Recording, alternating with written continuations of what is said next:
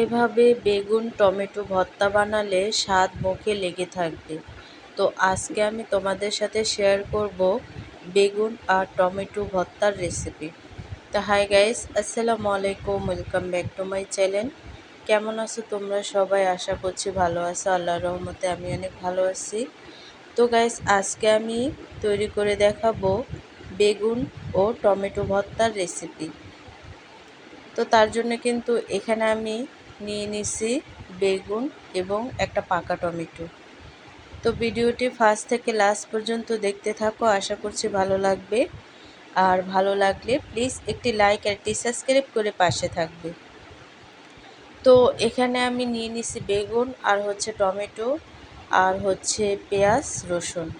তো সম্পূর্ণ এই প্রসেসগুলো আজকে আমি একেবারেই পুড়ে তারপরে কিন্তু ভর্তাগুলো তৈরি করব।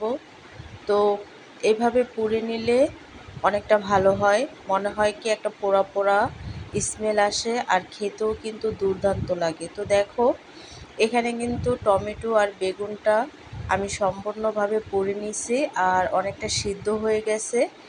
তো এভাবে পুড়ে নিলে মনে হয় যে লার্কির চুলা বা কয়লা থেকে পুড়ে তারপরে কিন্তু ভর্তাটা করা হয়েছে। আর এখন যেহেতু গ্যাস, সবার ঘরে ঘরে গ্যাস জ্বলে, তো সেই ক্ষেত্রে কিন্তু আমরা লার্কির চুলার সেই পোড়া ভাবটা অনেকটা পাই না। তার জন্য কিন্তু এইভাবে করে আমি পুড়ে নিছি।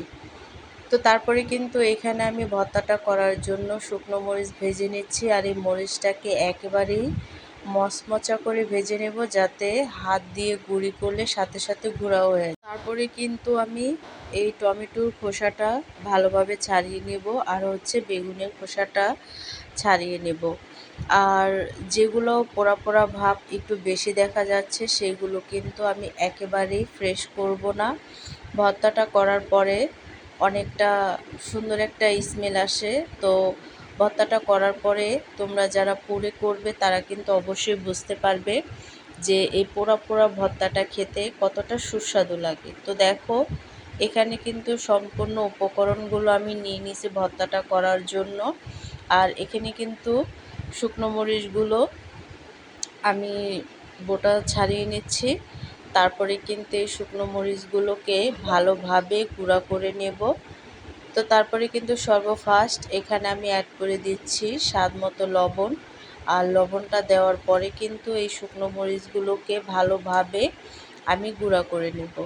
আর যেহেতু আমি একেবারে মচমচা করে ভেজে নিয়েছি, গুঁড়া করতে সময় লাগেনি। তারপরে কিন্তু পেঁয়াজটা আর ধনেপাতা কুচিটা দিয়ে ভালোভাবে চটকিয়ে আমি ভালো করে মেখে নিচ্ছি। তো এভাবে করে হাতে মাখা ভর্তাটা খেতে কিন্তু দুর্দান্ত লাগে। আর যদি হয় পোড়া পোড়া ভাব তাহলে তো কথাই নেই। তো দেখো, তারপরে কিন্তু টমেটোটা আমি ভালোভাবে একেবারে ম্যাশ করে নিচ্ছি। তারপরে হচ্ছে বেগুনটা। তো এভাবে করে কিন্তু দুই রকমের সবজিটাকেই ভালোভাবে ম্যাশ করে নেব। আর আমি অতটাও মিহি করব না, একটু আধা ভাঙ্গা টাইপের ভর্তাটা করে নেব। তাতে দেখা গেছে কি খাওয়ার টাইমে মুখে লাগলে কিন্তু অনেকটা ভালো লাগে। তো দেখো, ভর্তাটা কিন্তু একেবারেই রেডি খাওয়ার জন্য। তারপরে কিন্তু এখানে আমি অ্যাড করে দেব সরষের তেল। আর সব ভর্তার একটা স্বাদ বাড়ানোর, এই রেসিপির স্বাদ বাড়ানোর একটাই উপায়, আর সেটা হচ্ছে সরষের তেল। তো সরষের তেলটা দেওয়ার পরে কিন্তু ভালোভাবে ভর্তাটাকে আমি আরেকটু মেখে নিয়ে তারপরে কিন্তু পরিবেশন করে নিছি। তো দেখলে তো গাইস, কতটা সহজভাবে আমি এই গ্যাসের চুলায় পোড়া পোড়া ভাব একটা ভর্তা তৈরি করছি। আর এভাবে করে কিন্তু তোমরাও পুড়ে তারপরে কিন্তু এই ভর্তাটা করে নিতে পারো। একদমই পানি পানি লাগবে না, খেতে কিন্তু দুর্দান্ত লাগবে। পোড়া পোড়া একটা ভাব আসবে আর ভর্তাটা খেতে অনেকটা টেস্টি লাগবে। তো এভাবে করে তোমরা বাসায় একবার ট্রাই করবে, খেলেই বুঝতে পারবে ভর্তাটা কতটা দুর্দান্ত হয়েছে। তো আজকের রেসিপিটা কেমন লাগছে অবশ্যই কিন্তু কমেন্টে জানাবে। তো অন্য কোনো রেসিপি নিয়ে তোমাদের মাঝে আবার চলে আসব।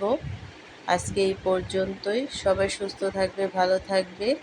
আর এই ভর্তাটা অবশ্যই ট্রাই করবে, খেলেই বুঝবে যে ভর্তাটা কেমন হয়েছে। আল্লাহ হাফেজ।